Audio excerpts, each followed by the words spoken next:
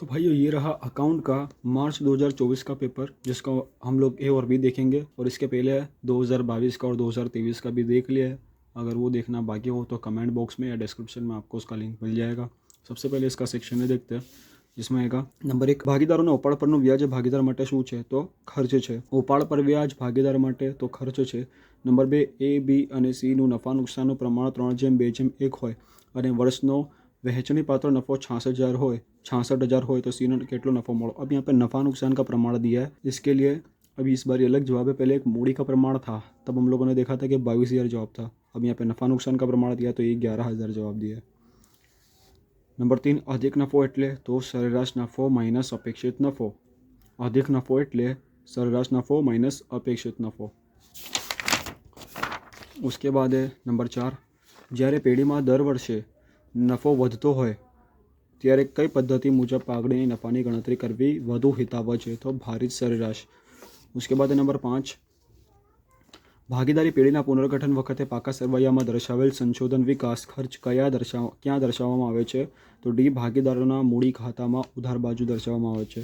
Number 6, ભાગીદારી પેઢીમાં પુનર્ગઠન વખતે યંત્રો ખાલી જગ્યા કિંમતે પુનઃમૂલ્યાંકન બાદના પાકા સરવૈયામાં દર્શાવવામાં આવે છે? તો સી, બજાર કિંમતે દર્શાવવામાં આવે છે। નંબર 7, ભાગીદારીના પ્રવેશના વખતે પેઢીના પાકા સરવૈયામાં દર્શાવેલ પાઘડીની નોંધ ખાલી જગ્યા થાય છે? તો એ, જૂના ભાગીદારોના મૂડી ખાતે જૂના નફા નુકસાનના પ્રમાણમાં ઉધાર પાઘડી ખાતે જમા। નંબર 8, પુનઃમૂલ્યાંકન ખાતું ખાલી જગ્યા પ્રકારનું ખાતું છે? તો ઉપજ ખર્ચ ખાતું છે। उसके बाद नंबर 9, પ્રોવિડન્ટ ફંડ ભાગીદારની નિવૃત્તિ વખતે ખાલી જગ્યા તરીકે નોંધાય છે? તો એ, નવા પાકા સરવૈયામાં જવાબદારી તરીકે નોંધાય છે। नंबर 10, भागीदारी पेढ़ीનું विसर्जन કેટલી રીતે થઈ શકે? તો બી, ये सवाल पहले भी देखा था हम लोगों ने। नंबर 11, પેઢીના વિસર્જન સમયે નફા નુકસાન ખાતાની ઉધાર બાકી કયા ખાતે લઈ જવામાં આવે છે? તો ડી, ભાગીદારોના મૂડી ખાતે લઈ જવામાં આવે છે। નંબર 12, નીચેનામાંથી કઈ મૂડી કંપનીના પાકા સરવૈયામાં શેર મૂડીના શીર્ષક हेठળ દર્શાવવામાં આવતી નથી? તો સી, અનામત મૂડી। नंबर 13, ભારતમાં સેબીની સ્થાપના કયા વર્ષમાં થઈ હતી? તો 1991। उसके बाद आगे नंबर 14, डिबेन्चर प्रीमियमથી બહાર પાડતી મળેલ પ્રીમિયમની રકમ ખાલી જગ્યા છે? તો મૂડી નફો છે। નંબર 15, સામાન્ય રીતે નાણાકીય પત્રકોના વિશ્લેષણમાં કેટલી બાબતોનું વિશ્લેષણ કરવામાં આવે છે? તો ડી, 4। નંબર 16, ધંધાની ટૂંકા ગાળાની સદ્ધરતા અંગેની માહિતી ખાલી જગ્યાનું વિશ્લેષણ આપે છે? તો તરલતાનું વિશ્લેષણ આપે છે। નંબર 17, ચાલુ મિલકતોમાંથી કઈ મિલકત બાદ કરવાથી પ્રવાહી મિલકત મળે છે? તો એ, સ્ટોક। નંબર 18, નીચેનામાંથી કયો ગુણોત્તર નફાકારકતાનો ઉપજ આધારિત ગુણોત્તર છે? તો બી, ચોખ્ખા નફાનો ગુણોત્તર। 19માં, નીચેનામાંથી કયો વ્યવહાર હંમેશા કામગીરી પ્રવૃત્તિનો વ્યવહાર બને છે? તો ડી, પગારનો ખર્ચ। उसके बाद નીચેનામાંથી કોનો નાણાકીય ખર્ચનો સમાવેશ થાય છે? નીચેનામાંથી કોનો નાણાકીય ખર્ચમાં સમાવેશ થાય છે? તો વ્યાજનો ખર્ચનો સમાવેશ થાય છે। फिर है सेक्शन बी। गाइस, अभी तक आपने वीडियो को लाइक ना किया तो वीडियो को लाइक करके चैनल को सब्सक्राइब कर दो। और अब हम लोग देखेंगे सेक्शन बी। तो ये सेक्शन ए था, सेक्शन बी की बारी है।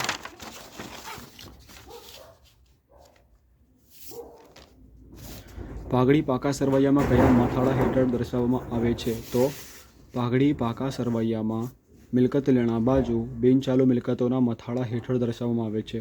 22માં, ભાગીદારી પેઢીના એકત્રિત નફાની રકમની વહેંચણી અંગે નમૂનાની આમનોંધ લખો। तो इसकी आमनोंद ये रही। नफ़ा नुकसान खाते उधार, ये देख लो पहले। नफ़ा नुकसान खाते उधार ते भागीदारों मूड़ी के चालू खाते जमा। उसके बाद 23માં, निवृत्ति के मृत्यु वखते ते भागीदारने तेना भागनी पाघड़ी कोना द्वारा आपवामां आवे छे? तो ये है उसका आंसर। निवृत्ति के मृत्यु वखते भागीदारने तेना भागनी पाघड़ी बाकीना भागीदारो आपे छे। भागीदारने निवृत्ति के मृत्यु वखते तेना नफानो भाग बाकीना भागीदारने मळे छे, जेना वळतर रूप आपे छे। उसके बाद नंबर 24, पेढ़ीना विसर्जन समये विसर्जन खर्च कोणे भोगववानो होय छे? पेढ़ीना विसर्जन समये भागीदारने पेढ़ीनो विसर्जन खर्च सामान्य रीते पेढ़ीने भोगववानो होय छे। उसके बाद 25માં, भागीदारीनो विसर्जननो अर्थ लखो। तो ये है, भागीदारना प्रवेश, निवृत्ति के मृत्युने कारणे भागीदारનું સ્વરૂપ બદલાય છે, પરંતુ પેઢીનું વિસર્જન થતું નથી, તેને ભાગીદારનું વિસર્જન કહે છે। उसके बाद नंबर 26, જામીનગીરી પ્રીમિયમ અનામત ખાતું પાકા સરવૈયામાં ક્યાં દર્શાવવામાં આવે છે? तो ये है उसका जवाब, જામીનગીરી પ્રીમિયમ અનામત ખાતું પાકા સરવૈયામાં ઇક્વિટી અને દેવા બાજુ અનામતો અને વધારાનું શીર્ષક હેઠળ દર્શાવવામાં આવે છે. उसके बाद सवाल नंबर 27 વ્યાજ આવરણ ગુણોત્તર શું દર્શાવે છે? તો વ્યાજ આવરણ ગુણોત્તર વ્યાજ અને વેરા પહેલાંનો નફો અને લાંબા ગાળાના દેવા પર વ્યાજનો સંબંધ દર્શાવે છે. उसके बाद 28માં સ્ટોકમાં ફેરફાર ઋણ હોય તો વેચેલ માલની પડતર ઉમેરાય કે બાદ થાય? तो फिर आते हम लोग 28वें पे. સ્ટોકમાં ફેરફાર ઋણ હોય તો વેચેલ માલની પડતર બાદ થાય. 29 રોકડ પ્રવાહ પત્રક એટલે શું? વર્ષ દરમિયાન રોકડની આવક અને જાવક કેટલી થઈ અને તેના પરિણામે વર્ષ અંતે રોકડ અને રોકડ સમકક્ષની શિલ્લક દર્શાવતું પત્રક એટલે રોકડ પ્રવાહ. નંબર 30માં સ્વનિર્મિત મિલકતો ક્યાં નોંધવામાં આવે છે? તો ये रहा उसका आंसर.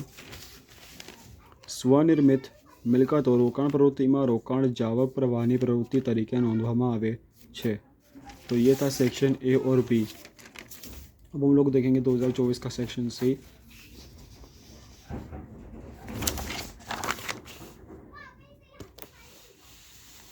ये है सेक्शन डी.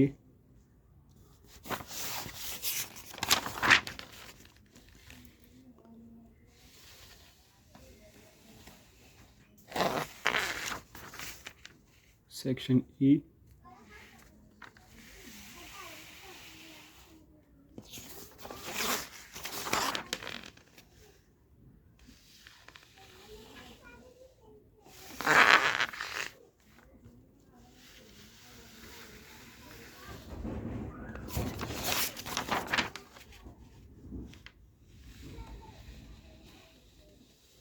यह है सेक्शन एफ वार्षिक हिसाब.